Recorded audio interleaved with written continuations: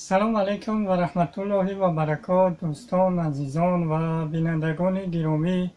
امیدوارم که همه کسا خوب و صحت و سربلند باشید.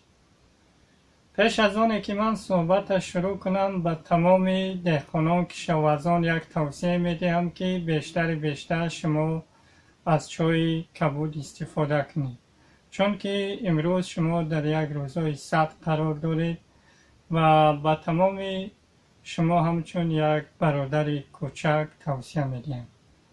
و ما دیروز یک موضوع داشتیم با نام سیر گلی لاله و امروز من میخواستم که یک موضوع داشته باشم برای عاقبت سیر گلی لاله.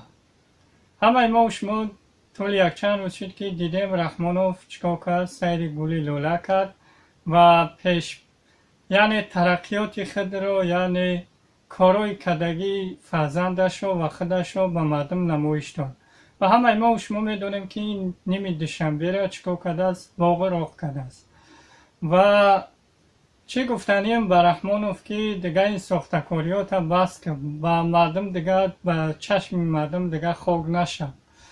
امروز مردم به یک تکه نان نیاز دارند، امروز مردم به جای کار نیاز دارند، امروز مردم نمیدونم به خانه و در نیاز دارن، نه به اون کارها و سفسطهایی که تو کرده ایسای و مردم نمایش داده ایسای.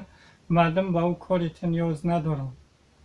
باغ کردن خوب است، اما ما در عصر 21 هستیم. امروز مردم نیاز به جای یک کارخانه صنعتی بساز، یک کاری مردم مهاجران را کارش ببین، نه اینکه برای سیر گلی لاله کنی یا که سال 2018-2021 3-4 ساله چی کده، سال رشد سیاحی اعلام کده.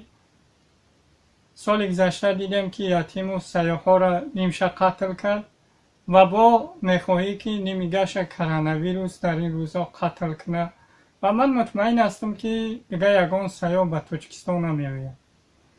و دیگر من صحبت طولانی نمی کنم و آن نفرانی که در این مصیبت ها در این بلاهای الهی قرار دارید و تعزیه خدمت به همه شما روانه می کنم و با شما صبر و جمیل خواهان هستم و نمی خواهم که دیگر صحبت طولانی کنم.